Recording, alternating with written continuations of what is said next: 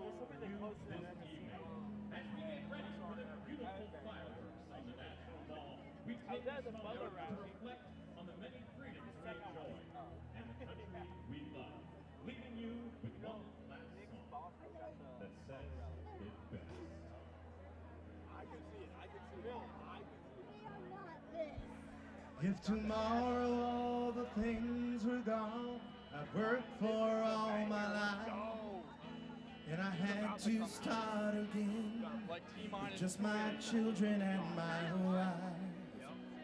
I thank my lucky stars to be living here today, 'cause that flag still stands for freedom, and they can't take that away. And I'm proud to be an American, where at least I know I'm free.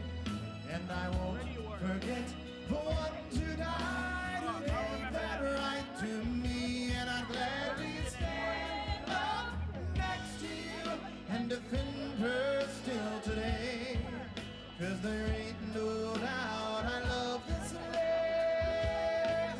God bless the USA.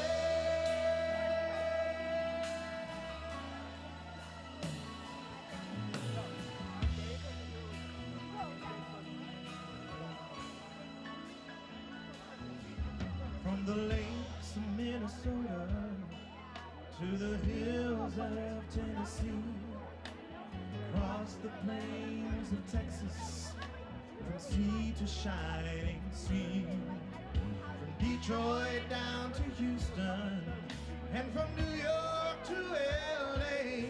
Well, there's pride in every American heart, and it's time to stand and say that I'm proud to be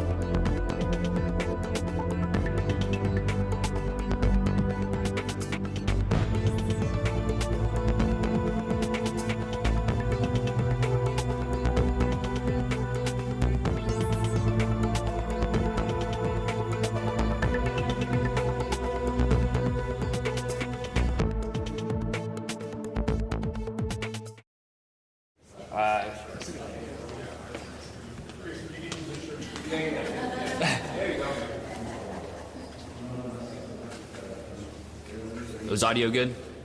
You're all good? Okay.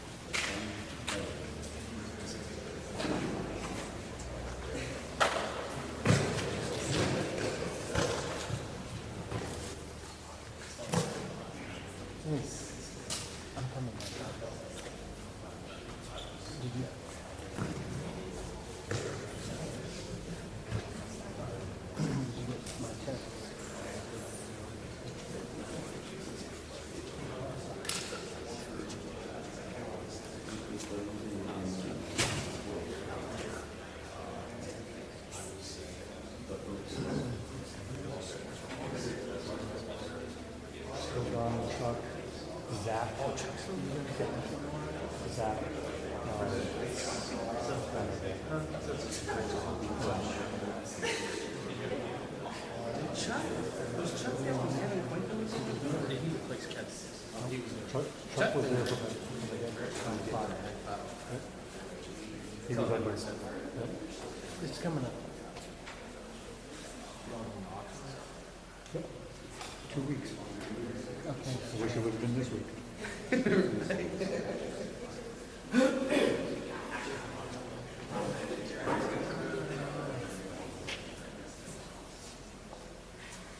kind of not like, it's not like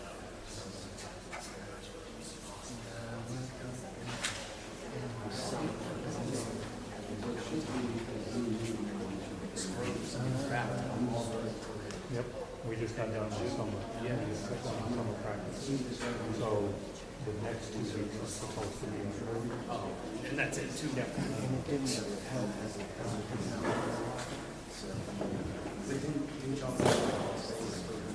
We did. We went to Las Vegas for that day, but Spurs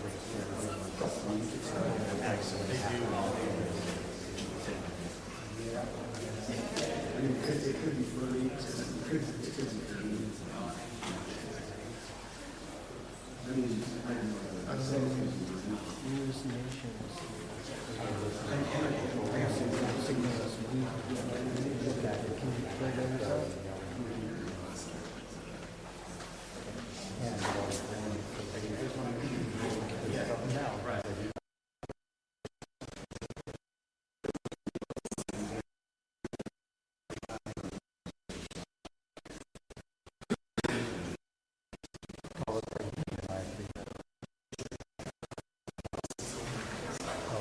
It's a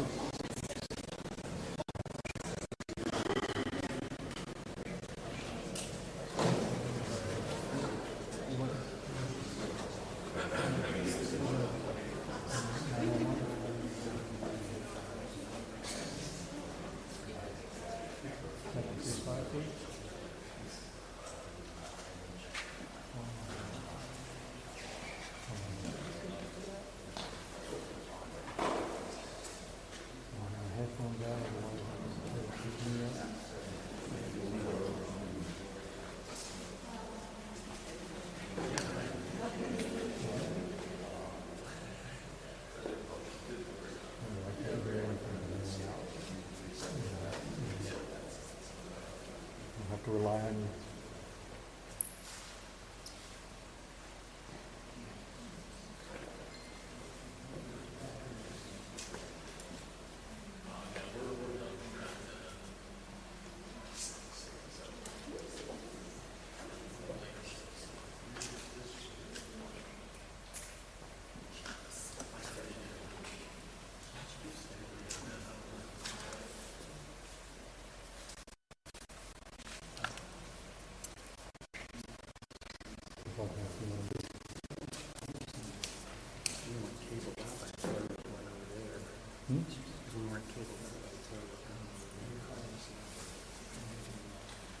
I got a longer table. I can, if you want to stand over there.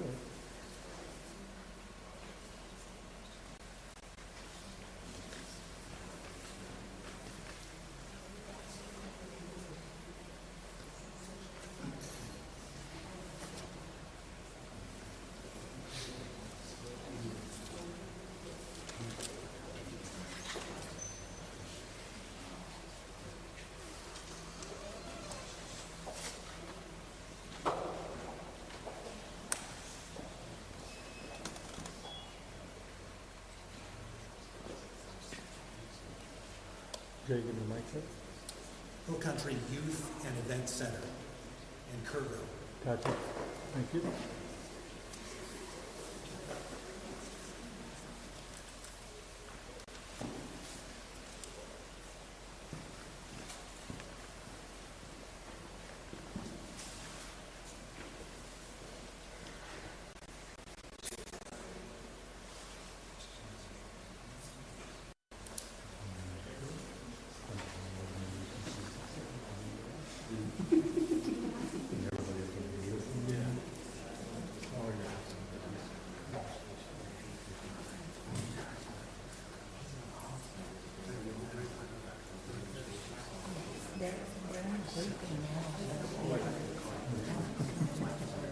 Okay.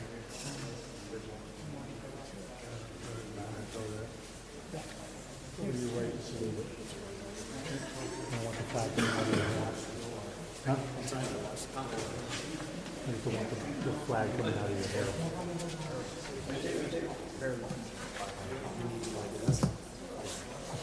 No, you could, I mean, you could turn like that. I just wanted to.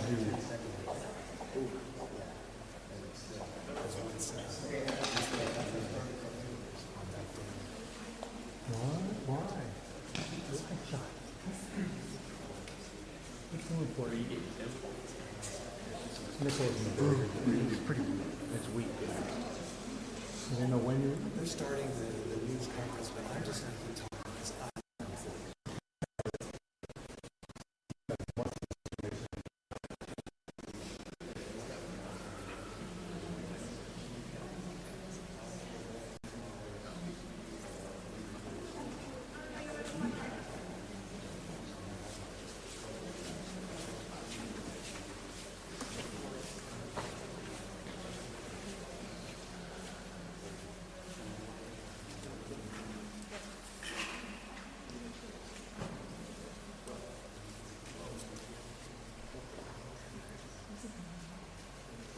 Did they say when? Of course they haven't.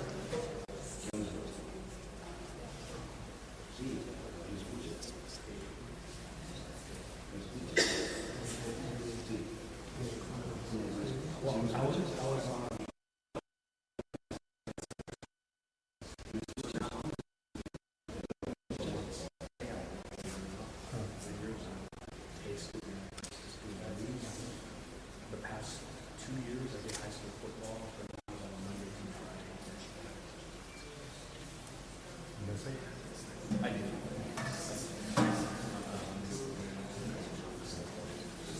scooch down as they start. Program has gotten so.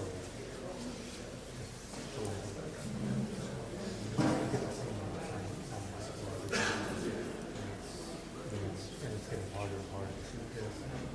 Well, 10, 15 years ago, we didn't have all these media websites. Now that all of them are. Cowboys insight. All this is same with college football.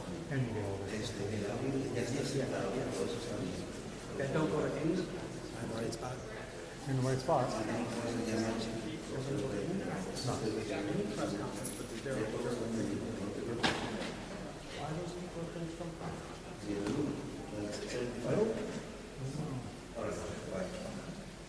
Wow.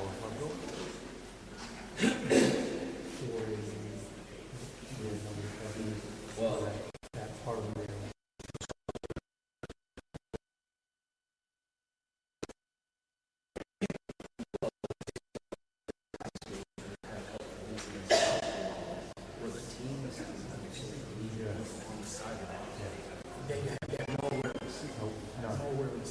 walk right out.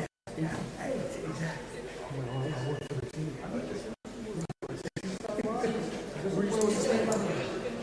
Nobody told me that. Yeah, oh my God. And then you tell them, maybe they're teenagers. Yeah. Or you get to, especially when you're in the playoffs, they got all these new small ones. Oh, yeah. And they want to hog it. Yeah. Oh my God. That's intense.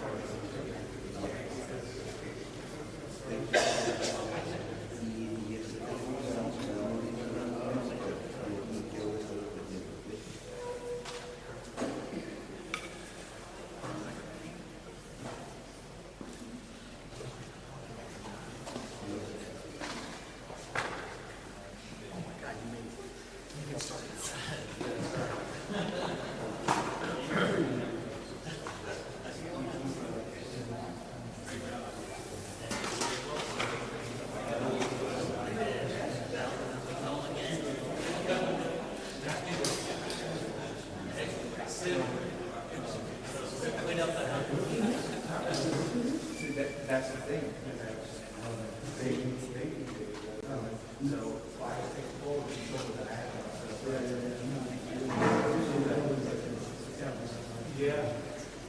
How you doing, man? Yes.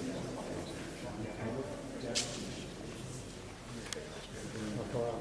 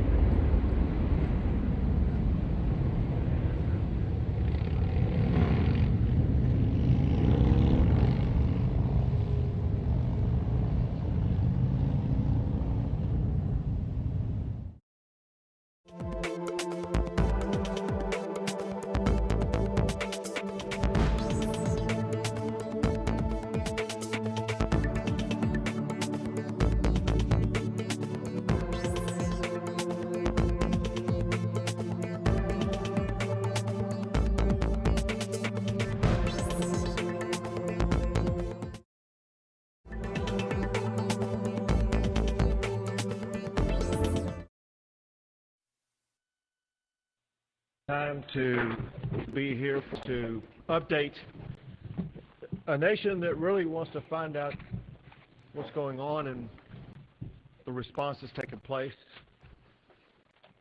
here in the center part of Texas. This is something where we need to begin now, and we need to continue to invoke God Almighty. The one thing I hear the most from people across the country, really across the globe, are the prayers that are being sent for those who are in harm's way to be successfully rescued. Those who are giving thanksgiving to God right now because their family member has been located. Those who remain prayerful that their family member too will be found. This is a time when we as a state, we as a community, need God. Little kids off at camp, joyfully excited about the upcoming day to celebrate the 4th of July. Campers alongside the river, doing the same thing and enjoying one of the beautiful spots in the state of Texas. Asleep probably just a few hours from waking up. People that I know of who were not in harm's way, but went into harm's way to try to save the lives of others, but who lost their life. So many people have been swept up into an extraordinary catastrophe.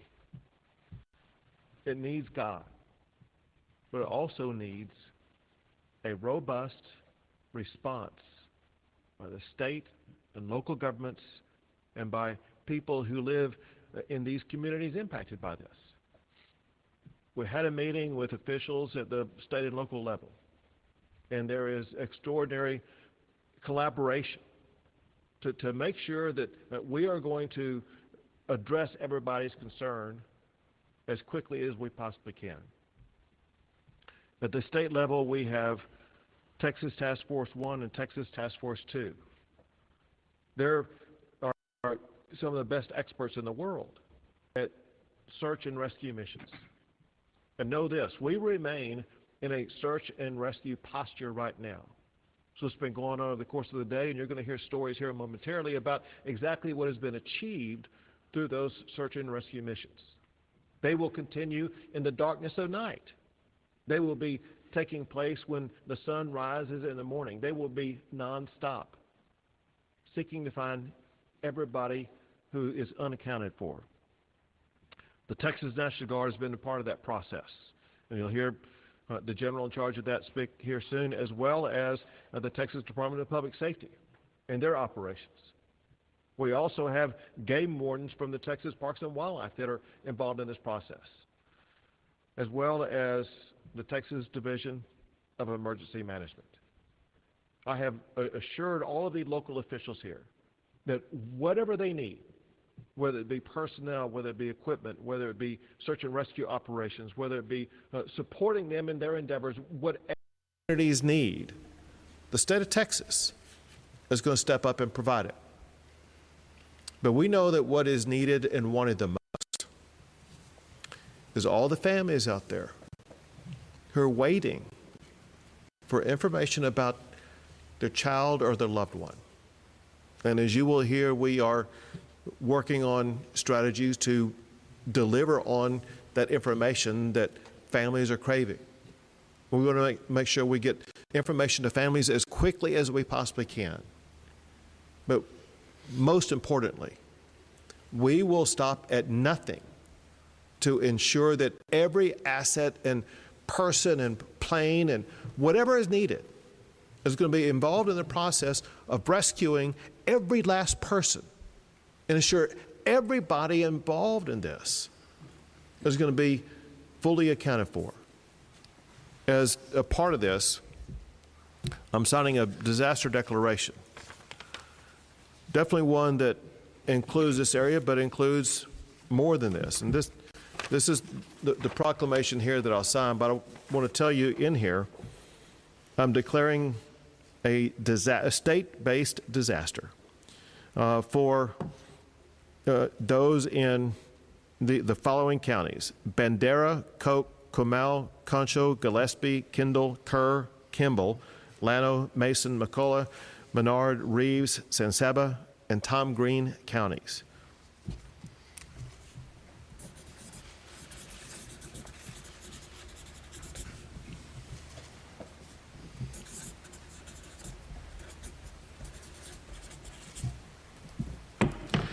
This will ensure all the counties that are identified in this, and there may be more that need to be added later, are going to have access to every tool, strategy, personnel that the state of Texas can provide to them, which will be limitless. We'll put in everything we have in the entire state. Someone who's been involved in this and shares the commitment is the Lieutenant Governor Dan Patrick. Thank you, Governor. Dalton, who's our city manager, told us earlier that he was jogging at 3 in the morning along the river, and there wasn't a drop of rain falling.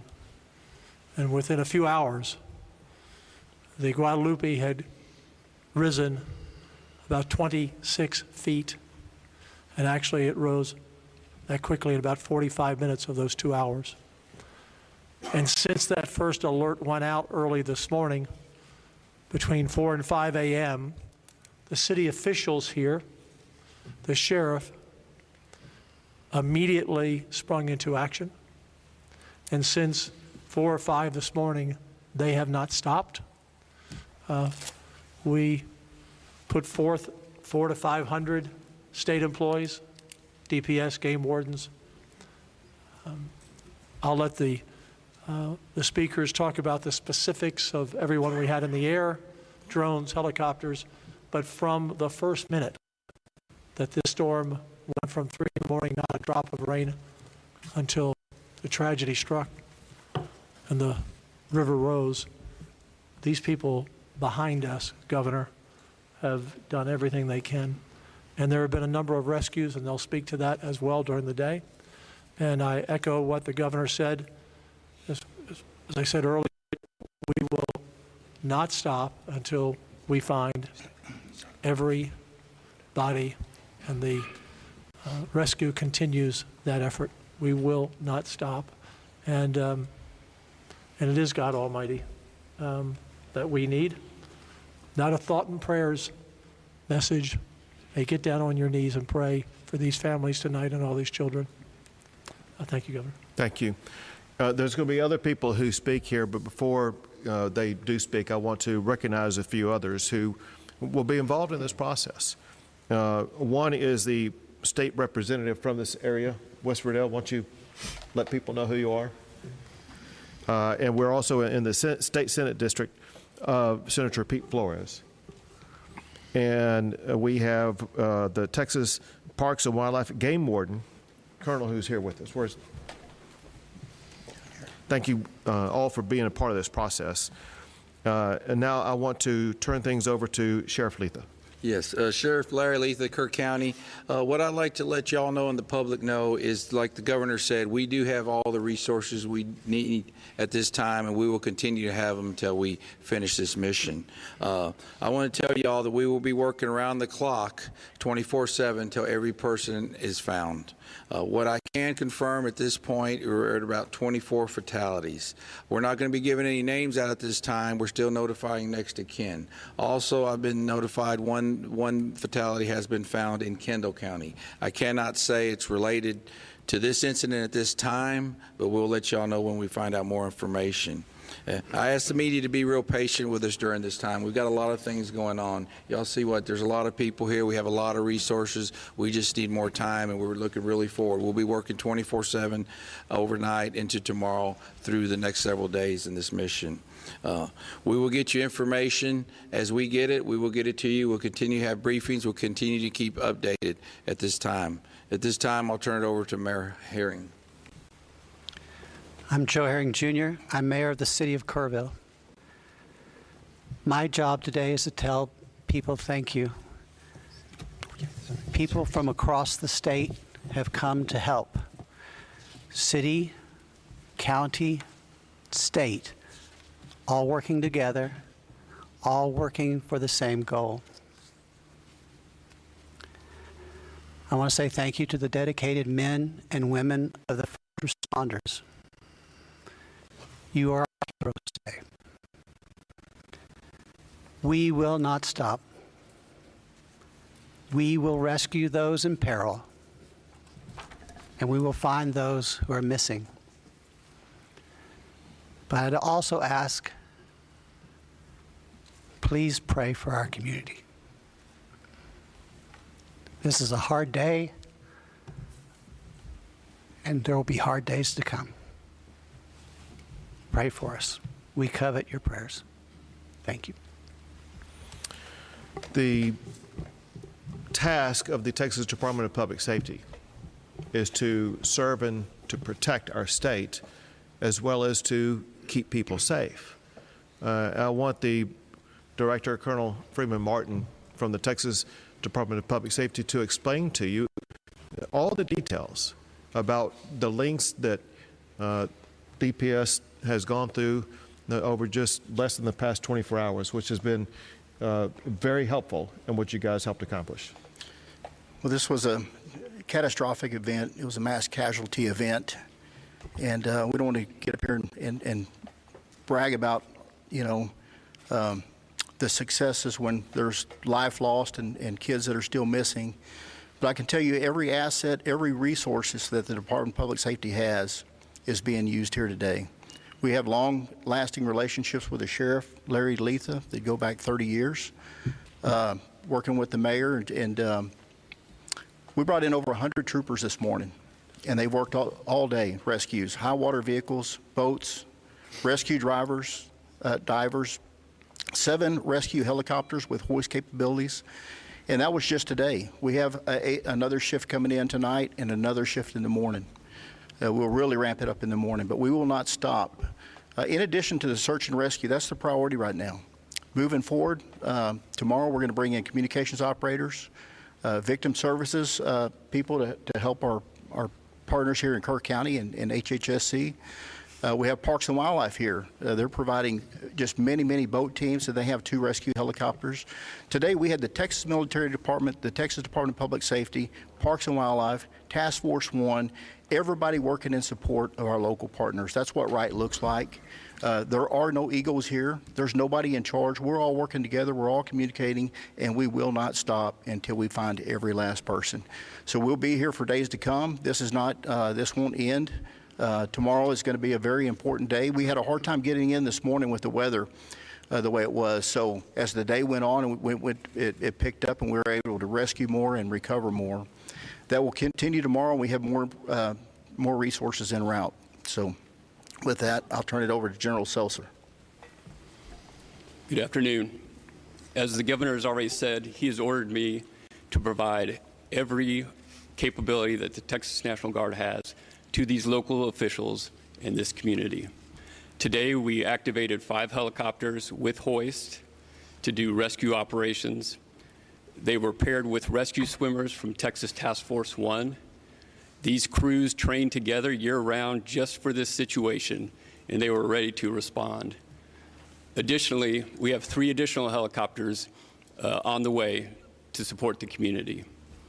We are also using high-profile tactical military vehicles to move evacuees out of high water areas to shelter locations. As of a few hours ago, we had rescued or evacuated 237 people, and 167 of those were by helicopter. So we're having a very good helicopter response when the weather allows. Additionally, in our operations tomorrow, we'll be sending personnel to help with evacuee shelter management, and also the Texas Emergency Tracking Network. It's a banding system so that we can band evacuees to help get accountability of who's being evacuated into the shelters. Thank you. Thank you, General, and thank you to the men and women of the Texas National Guard. And now, Nim Kidd, the Chief of the Texas Division of Emergency Management. Thank you, Governor. Our prayers are rooted in action. We've had folks on the ground since yesterday afternoon here, and our State Emergency Operations Center was opened at 1 o'clock yesterday afternoon. The original forecast that we received on Wednesday from the National Weather Service predicted 3 to 6 inches of rain in the Concho Valley and 4 to 8 inches of rain in the Hill Country.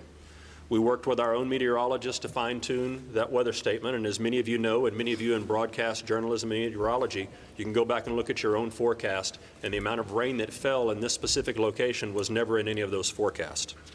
Nonetheless, in partnership with our local officials here, we had resources that have been surrounding this area since yesterday. When the rain fell and the calls came in, we immediately jumped into action alongside of our local partners. In addition to the local partners that are here, we have 150 personnel, search and rescue experts from Texas A&M Task Force 1.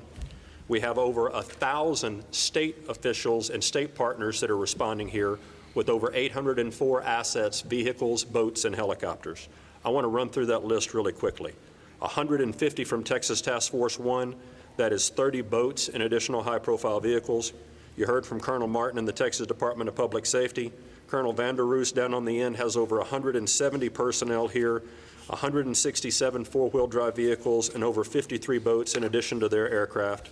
You heard from General Seltzer about the military departments. The A&M Forest Service is here to help us do tree removal and get trees out of the way and help with incident management.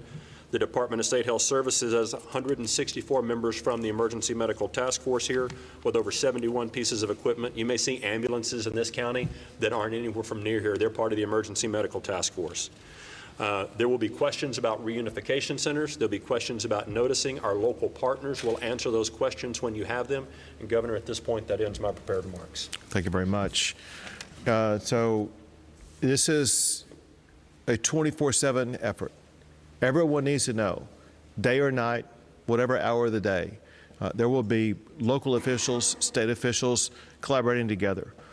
Also want to thank the Secretary of Homeland Security, Kristi Noem, who gave me a phone call today to offer any assistance that we need. Secretary Doug Burgum, Secretary of the U.S. Department of the Interior, who called and offered any resources we need. Senator Cruz called and offered any support that they could provide. So this is something where the federal government is leaning in and wants to assist the community here in the heart of Texas to accelerate the process, to be able to draw this to a very positive conclusion. And it's something that Texas will continue to lean into.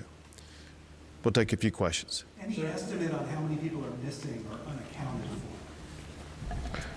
No, at this time, sir, no, we don't have an estimate. The problem was it was a holiday weekend here. We have a lot of campers here, and we do not know that number at this time. What about the 23 missing from Camp Mystic? Has that number changed?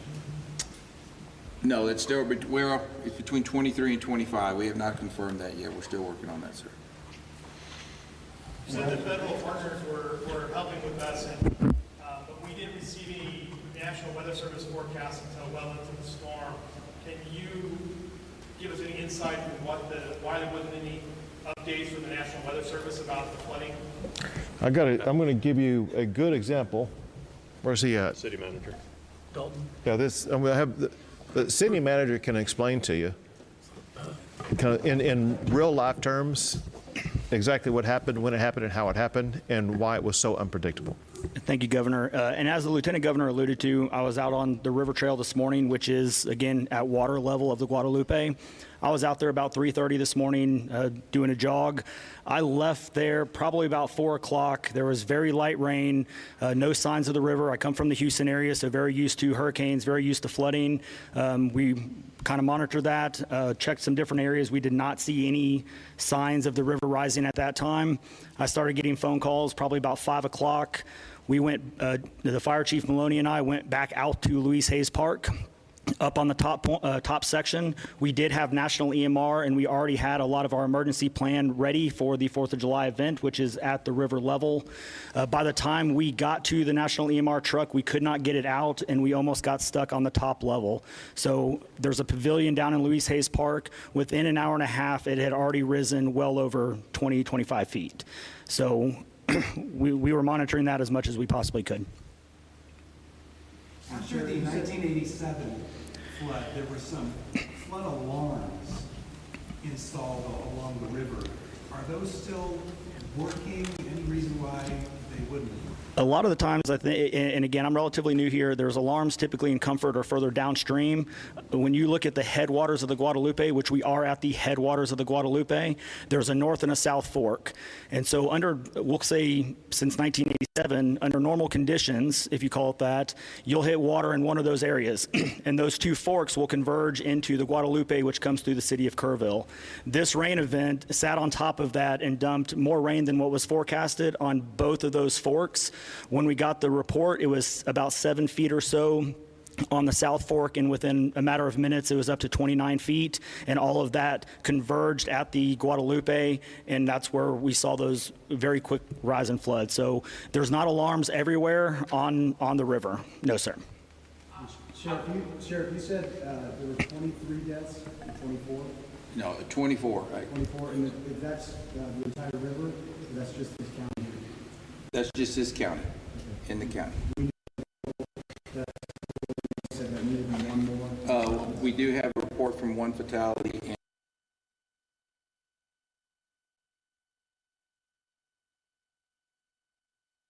this seems like it came on very fast. I spoke with some flood victims in Ingram who said their home was flooding as rescues were happening down the river. And they asked me, why weren't there evacuation notices at that point? What is the process like to get an evacuation notice? What's the threshold to send out an alert to people to get out of their homes? So just like anything with evacuations is very difficult, right? There's a balance between, do you evacuate and then put chaos onto the road and potentially risk people getting stuck on a road? This is the hill country. For those that haven't been here, there are hills. There's a lot of low water crossings. And if you spark an evacuation at the wrong time or create an evacuation, you could go into a mass panic, get people on the road, which could be even more deadly by having vehicles swept away. So there's a very fine balance between sheltering in place, getting to the high grounds. A lot of our operations plans, especially with these camps, that is the plan, is sometimes shelter in place, get them to those known high grounds, and then wait for rescue. Again, when this came in, people are sleeping. Even if you were able to try to get notification, that evacuation period is a very delicate balance. Can you guys confirm if game wardens did go into Camp Mystic and pull kids and staff out of there? Come on in.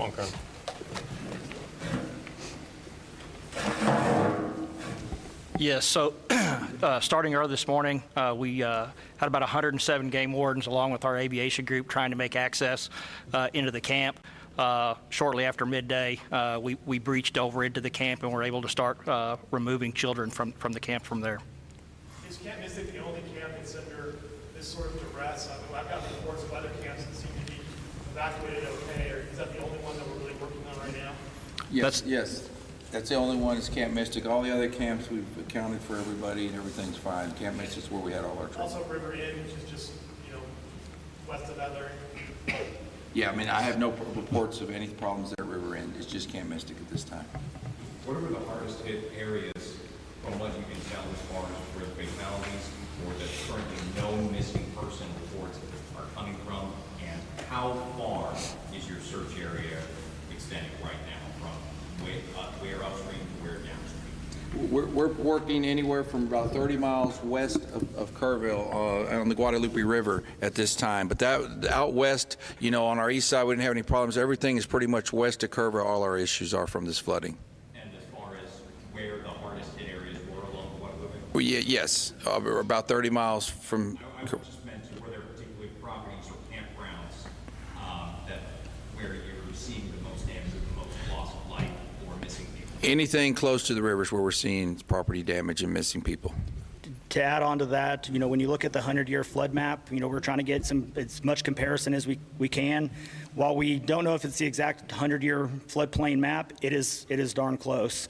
And so that shows a lot of stuff when you look at that. So anything along the forks, anything along, camping, cabins, RV parks, even some things that were kind of on the higher end RV parks were, again, the massive amount of water that came in, we're just moving those vehicles out of those areas.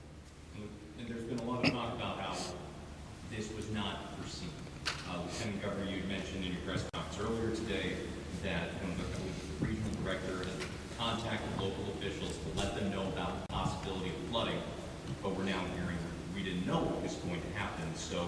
What was the warning or conversation that happened? Yeah, is Jay Hall? Yeah, Governor, I'll take Yeah, that. So the State Emergency Operations Center started having daily briefings yesterday on the potential for flood for all of this part of Texas, from here out to San Angelo and Abilene and further out. We have been in contact with local officials, and at some point in time in the future, we're happy to share those emails and contact information of what we had shared. But listen, everybody got the forecast from the National Weather Service, right? You all got it. You're all in media. You got that forecast. It did not predict the amount of rain that we saw. And what was the severity that you were warning of at that time? Well, based on that? using, yes, sir. What were you warning might happen in terms of flood? So using the National Weather Service data, which we were all looking at, they were warning 3 to 6 inches of rain. However, some of those models showed numbers that were higher than that, which caused us to activate additional resources and have them in the area just in case, and those were put immediately into use as soon as the rain fell and the 911 call started coming in. They were already here.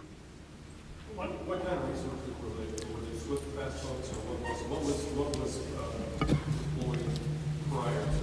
Yes, sir. Great question. It was Texas A&M Task Force 1 Swiftwater rescue teams, as well as military high-profile vehicles, and the aircrafts were close in theater, but not directly in theater. Those Swiftwater boat teams are professionals from San Antonio and Austin and the surrounding area that, as the general said, train for this kind of mission every day. Forget about my simple mind here. And the city manager said about 3 o'clock in the morning it was still dry. At what point from that, what was the timeline when those resources were at? They got here at noon yesterday. But they immediately. Yes, sir. Yes, sir, to the point where one of the response vehicles got washed away. That's how fast they got caught up in it. They were in the middle of it. They were ready to go. Not to that group, no, sir. As much as you can talk about the nature of the camps, are you getting updates from people because it's such a, they're from all over. Some of the kids we've had missing are from Austin and San Antonio and Beaumont. What was your phone going like for you when you were out of the area? I know that. Is blown up. The fact of the matter is, calls were coming in first, from my team in the governor's office, Chief Kidd, the other leaders, where we collaborate on this all the time. But over the course of the early morning hours, stories started coming in from people that we know well. This is an area that we've been coming to for close to 20 years, and we know the camp and the camps down here quite well, and we have a lot of friends involved in this. And so there were a lot of my fellow Texans who have great concern about everything that's happened here, and that spurred us into action to make sure that we were going to turn over every stone to make sure every Texan, there may be people here not from Texas, everybody here is going to be accounted for as quickly as possible. As much as you can talk about it, can you talk about the timeline, what locals can expect, and again, where they can get the resources if they're concerned about missing people, is there a website specifically that they can go to for resources, and what we should expect as far as updates? Hey, can you rephrase that question for me? I want to make sure I understand it. Can you give any sense of the time, as best you can, a sense of the timeline of what the general public and press should be able to expect going forward, what your priorities are, and then specifically for the local community that's missing members, where they can go for resources? Yes, sir. I'll speak in support of our local partners here. Our search and rescue teams are here and will continue to be here and stay around the clock. We are not leaving this community until the last person is found. That's number one. Additional volunteer resources will be managed by our local partners at the city for volunteer and donations, and they can give you those websites to put out in a little while, in a little bit. I think another part of your question was about timeline. Disaster.texas.gov is a live website right now. If your home or your business has been impacted, you can start reporting the damages there. But damage reporting is my second priority. Life safety and search and rescue is my first priority. We'll focus on this whenever we get done with the search and rescue piece. But the more that you can send people to this website now, if they're in a safe place to report their damages, will help us in the future. Can you confirm whether all of the kids that have been accounted for have been reunited with their parents at this point? No, I cannot confirm that at this time if they've all been back with their parents, no. Is there concern about possibly more weather or wind coming, how that affects our So the short answer to that is yes, we are still concerned about the weather. Any additional rain in this part right now can cause additional issues of flash flooding. And so this is where I really need all of your help. Tell the people that don't live here and don't have family here and don't have family that are missing not to come here.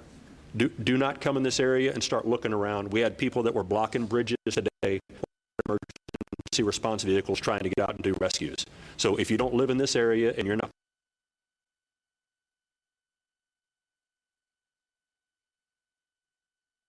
you do have someone that is missing, the city will be putting information out, and we want you to report that back in. So I want to add on to your question, because it's a great question. The sheriff gave a great answer.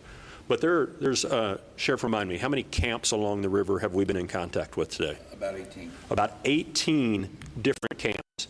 The far majority of those camps have their campers and have already contacted their families and working to reunite those campers and those families together outside of any assistance from the local or the state government. We are focused on the ones that cannot help themselves right now, and that is our primary area of concern. Say it again. Listen, it's not a matter of trusting or not. Listen, ever since I've been governor, we've had weather events that were completely unpredictable, and that's just a part of nature. Thank you, folks. Appreciate it.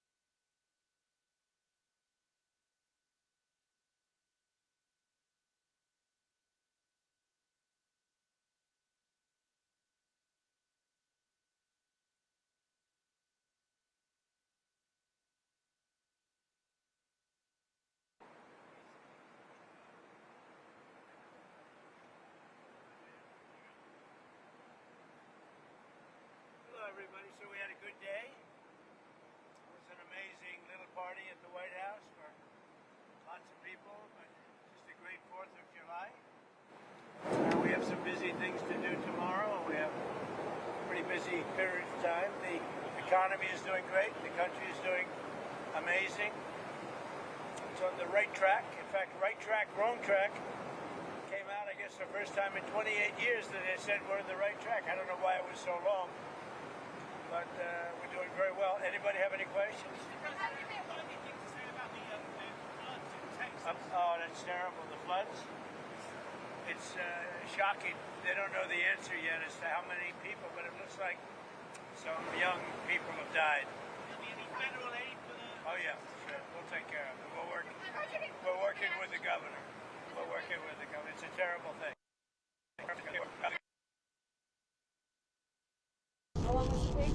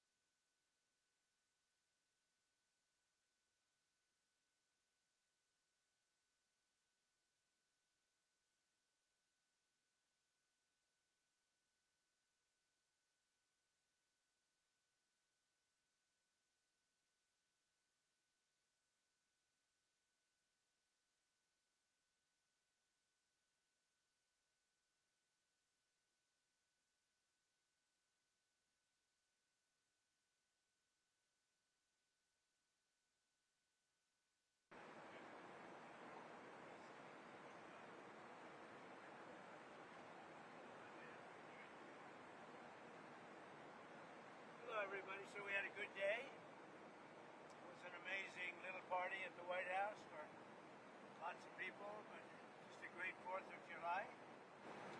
We have some busy things to do tomorrow. We have a pretty busy period of time. The economy is doing great. The country is doing amazing. It's on the right track. In fact, right track, wrong track came out, I guess, the first time in 28 years that they said we're on the right track. I don't know why it was so long, but we're doing very well. Anybody have any questions? Oh, that's terrible. The floods? It's shocking. They don't know the answer yet as to how many people, but it looks like some young people have died. Federal aid for the... Oh, yeah, sure. We'll take care of it. We're working with the governor. We're working with the governor. It's a terrible thing. What's your reaction to Hamas in the response to your peace proposal? They said they gave a positive response. They said they gave me a positive response? Yes. Well, that's good. I mean, I've heard that, but they haven't briefed me on it yet. I think they're going to be positive about it. we have to get it over with. Hamas we have to get it over with. We have to do something about Gaza. We've been doing it. You know, we're sending a lot of aid, a lot of money and a lot of aid. Otherwise, you have people in big, big trouble. But, yeah, I think it's been very positive, a good response. Yes, please. Did you sign any letters for your training? I did. I signed some letters, and they'll go out on Monday, probably 12. 12 different amounts of money, different amounts of tariffs, and somewhat different statements. Mr. President, which countries will receive those letters on Monday? You'll be announced. I have to announce it on Monday. I can't do it. Mr. President, what do you want to hear from Prime Minister Netanyahu on Monday in your meeting? Well, we're going to have a meeting on Iran, obviously. And, you know, the success, that was a great success. And blown to pieces, the whole nuclear thing. I would say it's set back permanently. If they were going to do it again, they might as well start in a different location because that location is totally demolished. They could start, but I would think they'd have to start in a different location. But if they did start, there'd be a problem. We wouldn't allow that to happen. Mr. President, follow up. Mr. President, Iran has not agreed to inspections. Iran has not agreed to inspections. Iran has not agreed to give up their nuclear enrichment. Is the ceasefire premature? Well, if you're saying they haven't agreed, let's see what it is. They want to meet with me, so if they haven't agreed, then we're not going to have a very successful meeting. Right? Mr. President, are you still optimistic about a Gaza deal next week? There could be a Gaza deal next week, yeah. How optimistic are you? I'm very optimistic, but, you know, look, it changes from day to day. It's been changing for years.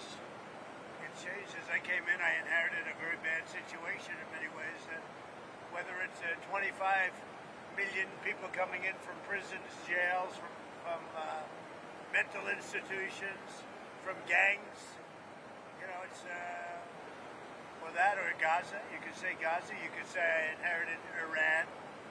We did something about it. We've gotten a lot of hostages out, as you know, from Gaza, a lot. But unfortunately, you know, we came into that, we inherited that situation. Mr. President, can you tell us about your call with Zelensky today on that Yeah, we had a good call. We talked about different things, and we had a very good call. I think a very, very strategic call. Are there plans to partner with Ukraine on munitions? Well, we've been helping them, and we'll continue to help them. It's a pretty tough situation. We'll see what happens. I told you I was very unhappy with my call with President Putin, and it just seems like he wants to go all the way and just keep killing people. No good. It's not good. I wasn't happy with it. Mr. President, are there any updates on the negotiations on the TikTok deal? Yeah, we're pretty much have a deal. Now we're going to go and ask, I think we're going to start Monday or Tuesday asking, talking to China, perhaps President Xi or one of his representatives. But we pretty much have a deal on TikTok. And how confident But are we you think we probably have to get it approved by China. Not definitely, but probably. How confident are you that China will agree to that deal? I'm not confident, but I think so. President Xi and I have a great relationship, and I think it's good for them. I think the deal is good for China, and it's good for us. And for us, it's money. You know, we make a lot of money if the deal goes through. Are you planning to visit President Xi? Are you planning to go even Israel? Well, I was asked to go there. Yeah, he asked me if I'd go, and he would likewise come here. We get along very well. We always have gotten along well. President, Iran has said that they want to go to the UN and have the UN force the United States for getting the damages that were done by the UN. What is your response to that? You're going to have to say that again because you're being blurred out. That Iran wants to have the UN force the US to pay for the damages that were done by the strike that the US did. I think it's pretty ridiculous, yeah. I would say maybe very ridiculous. Go ahead, please. Mr. President, Putin has not agreed to a ceasefire. Do you think he's mocking you? No, I don't think he is. I think he's worried about sanctions. I do think he's very worried about sanctions. And, you know, we're determining that the Senate, as you know, has put in big sanctions, very big sanctions. See Patriot missiles go into Ukraine? Well, they need them for defense. I mean, I don't want to see people killed, and they're going to need them for defense. They're amazingly effective. You know, we knocked down 14 out of 14. That's pretty amazing. If you think of it, it's almost incredible. But we knocked out 14 out of 14. So they're going to need something because they're being hit pretty hard. Are you going to send them, though? Are you going to send more? Yeah, we might. We're looking at it. On tariffs, Mr. President, why are they only coming into effect in August? Well, I'd probably start them on August 1st. Well, that's pretty early, right? I mean, you know, because we're talking about, yeah, so when do you think they should come into effect? Sooner? I don't know how they could be sooner. We waited about a 90-day period. We probably had 90 days or so, and really much longer than that because we've been looking at this for years. We've been looking at it. I've been looking at it for a long time. I can tell you every single country, and I can tell you every single deficit that we have and they have. I've been looking at it for many years, frankly, and I think it's ridiculous that countries were able to get away with so much.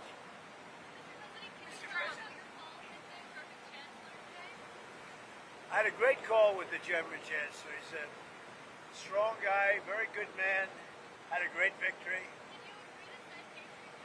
No, we did talk about it, though, and he feels, you know, they have to be protected. He's a strong guy and smart, very smart man. Mr. President, are you confident that you'll be able to find an end to the fighting in Ukraine?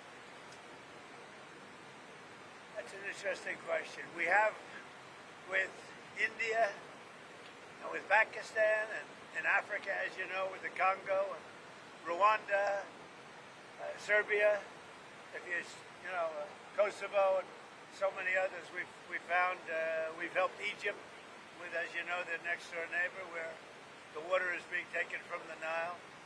We've helped a lot of countries. The Ukraine situation, that's a Biden deal. It's not a Trump deal. I'm trying to get it finished off, settled, and we'll see. I don't know. I can't tell you whether or not that's going to happen. Is it a priority? Yeah, I'd like to see it happen. I don't want to see 5,000, 6,000, 7,000 soldiers killed every week. And you have other people, but for the most part, so far it's been mostly soldiers. And they're Ukrainian soldiers, and they're also Russian soldiers. But it's 5,000 souls, and they're being killed every single week. So it's really higher than that now.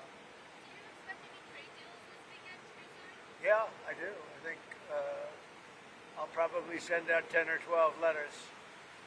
Mr. President, in addition to the letters, do you think you'll be able to reach deals with the European Union or India? I think that letters are better for us. I've said that all along because you have hundreds of countries. You know, you have over 200 countries, and you can't sit down with 200 countries. I think the letters are better.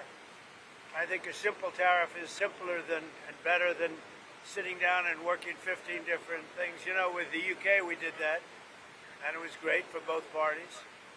With China we did that, and I think it's very good for both parties. We have India coming up, and with Vietnam we did it, but it's much easier to send a letter saying, listen, we know we have a certain deficit, or in some cases a surplus, but not too many.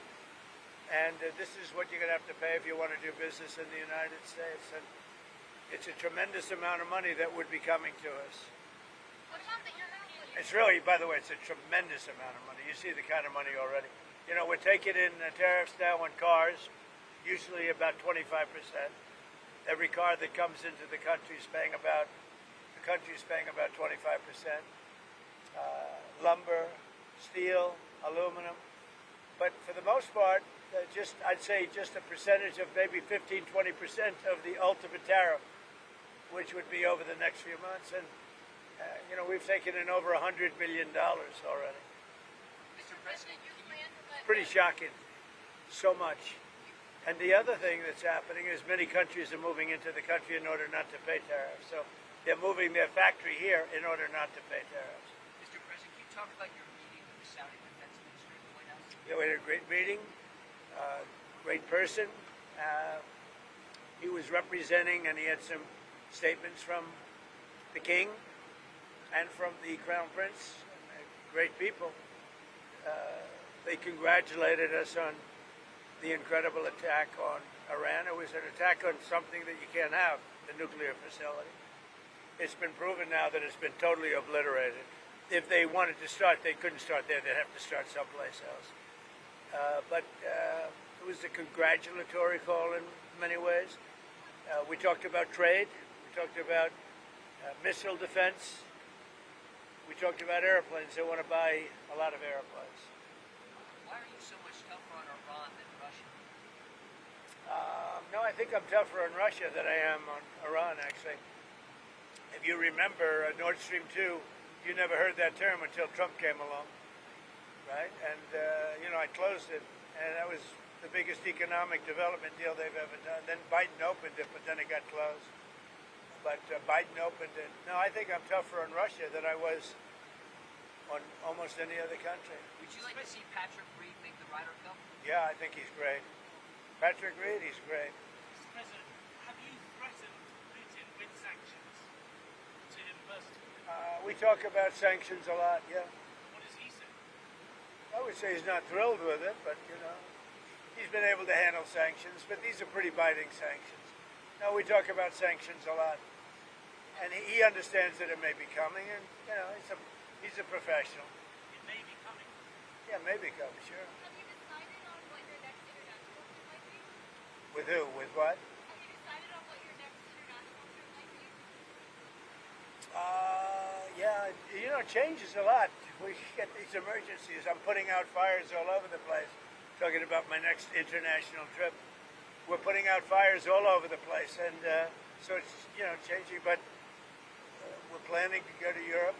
We've been invited to Turkey. I've been invited, frankly, to every country. And we had a tremendous success in NATO. As you know, they've agreed to put up more than $1 trillion. They took it from 2%, but they weren't paying 2%. They were paying less to 5%, where they're paying. And that's a big deterrent. That was a great thing they did. I have a great relationship with almost all of the nations. Mr. President, your plan to let farmers keep their workers that might not be in the country legally, do you do that for other industries like home building? Yeah, well, we're looking at that right now, and we're going to come out with a statement on it sometime next week.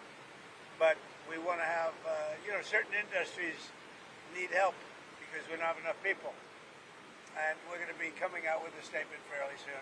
What we are doing is getting all the criminals out of our country. Thank you very much, everybody. I hope you had a good time, and it's been a great, I think it's been a great 4th of July. It's been a great, happy 4th of July, everybody. Thank you very much. Thank you.